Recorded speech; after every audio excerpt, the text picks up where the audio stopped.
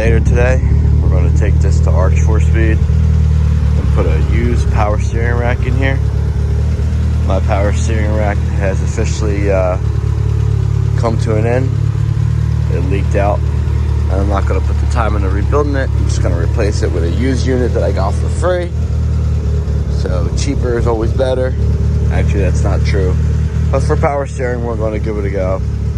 I don't really feel like dealing with Rock Auto. I want to see how this OEM one holds up. But I do miss power steering, so we're going to get that done today.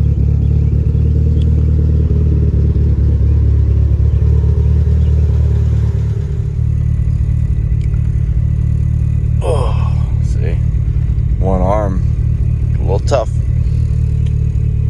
So we got some impacts. They have plenty of impacts, but just in case the batteries aren't in charge there. Got a lot of dust. And we got our lunch pack for work. But let's see what happens here. Something is leaking. I'm gonna guess transmission on the right side. But letting her cool down a little bit. Gonna get her in the air and go from there. There's the rack. I got some help on the way, but took off the lower intercooler pipe, cross member beam. Downpipe bolt is fighting me here, so I might need to give it some heat, we'll see. Took off the clamp down there, and I need to get the downpipe off next and then go to the T-case. And this looks like it was the leak right here. So I went around and gave every 10 millimeter another turn. So, and then I hit it with some brake cleaner. So hopefully it was just a leak. I'm using one of those nice gaskets. It didn't leak for, I don't know, over a year. It used to be all RTV'd up. That's why it looks like hell. But the surface is nice and clean before we put the gasket on, but yeah. All right, so we got the downpipe off. That was a pain. And, this bolt broke. That bolt came out pretty nice. So next we're gonna do the T-case, and then we should start to have room. I took the cotter pins out of here. T-case is out.